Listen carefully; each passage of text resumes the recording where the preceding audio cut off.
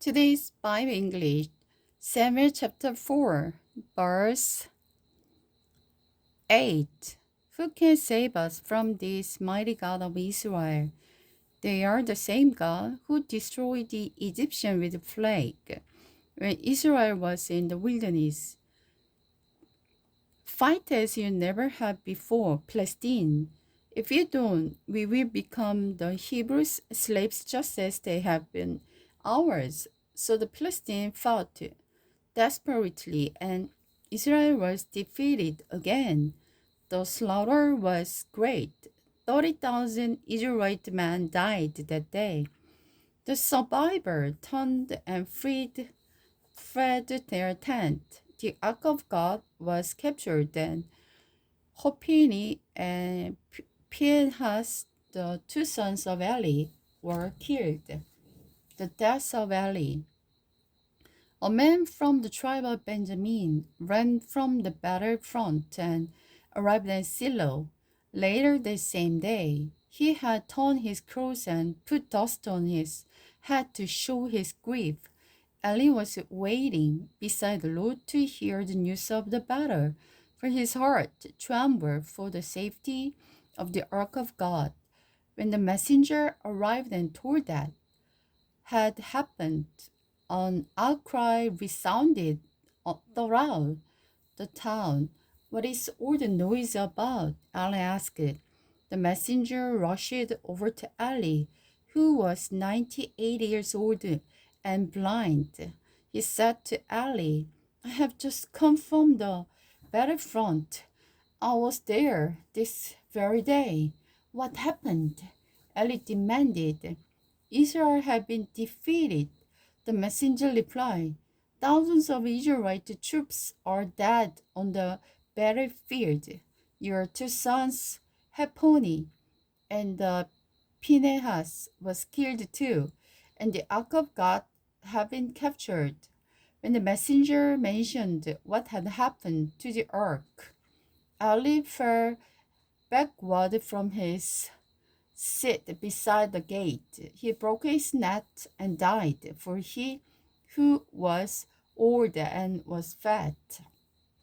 He had led Israel for 40 years. Ali's daughter-in-law, the wife of Phinehas, and pregnant near her time of delivery, when she heard the ark of the God had been captured and her husband and the father-in-law were dead, her labor pains suddenly began. She died in childbirth, but before she passed away, the midwives tried to encourage her. Don't be afraid, they said. You have had baby boy. But she did not answer for responding anyway.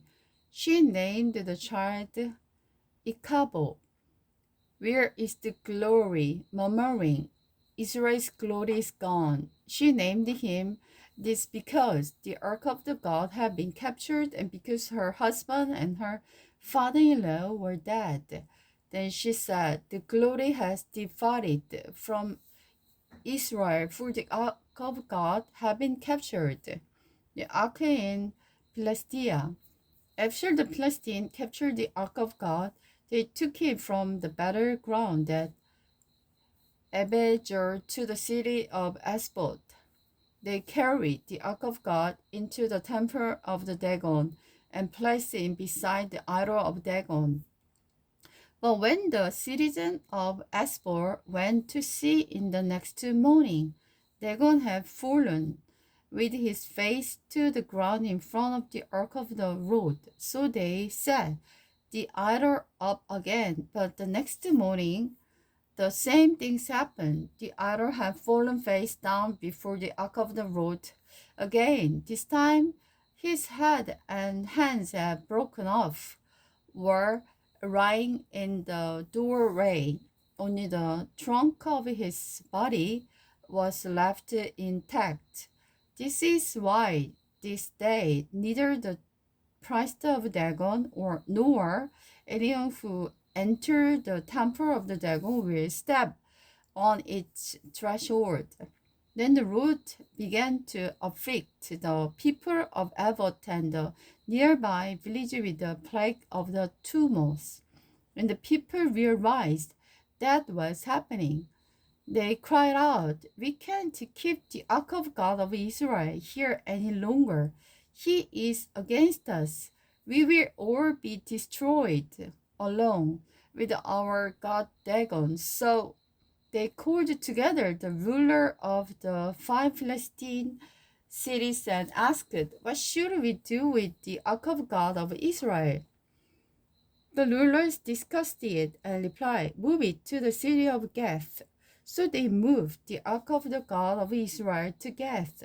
But when the ark arrived at Gath, the Lord began afflicted its people, young and old, with the plague of tumors, and there was great panic. So they sent the ark of God to the city of Ekron. But when the people of Ekron saw it, coming, they cried out,